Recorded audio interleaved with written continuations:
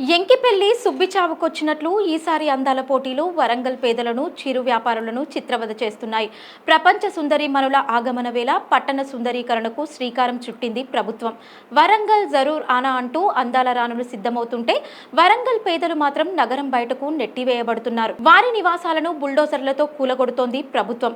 ఆ కడు పేదలను ఉన్నపలంగా నిర్దయగా తీసి అవతల పారేస్తోంది. ఫుట్పాత్లపై ఉండే చిరు వ్యాపారాలను నిర్దాక్షిణ్యంగా తొలగిస్తున్నారు. వరంగల్ అసలైన జీవన చిత్రం ఏమిటో ప్రపంచానికి తెలియకుండా దారి పొడవునా పేదల గుడిసెలను నిరుపేదల నివాసాలను తొలగించేస్తోంది తెలంగాణ ప్రభుత్వం.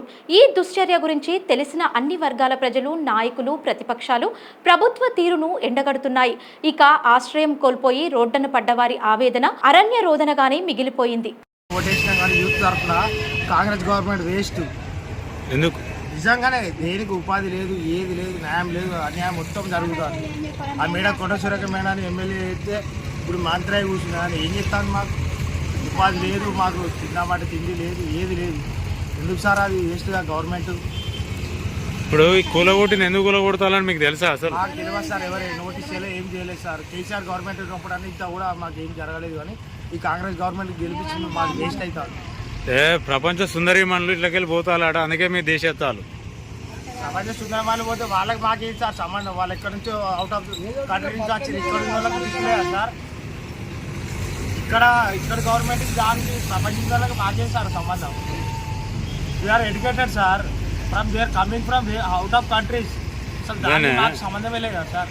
అట్లా వాళ్ళు వచ్చినా మిమ్మల్ని తీసేస్తా అంటే మీకు ఎట్లున్నది? మరి వాళ్ళకి ఓటేసి గెలిపించుకోమని చెప్పారు సార్.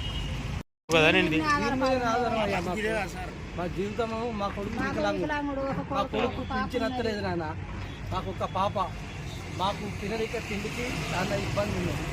నా దగ్గర కష్టం చేద్దామని చేతనైతే ఏదో దీని మీద బతుకుదామని పెట్టుకున్నాను నాయన. ఈ 10 రోజులు మా వాళ్ళు బాగలేక ఎంజంలో ఉన్నాం సార్. ఎంజంలో ఉంటే ఇక వచ్చేటప్పటికి గుడిసంతా కూడా వీకిండు ఎత్తేసి ఆ గుడ్డ తీసి దీని మీద ఎత్తే మాకు ఇప్పుడు కష్టం అవుతుంది తీసుకొని.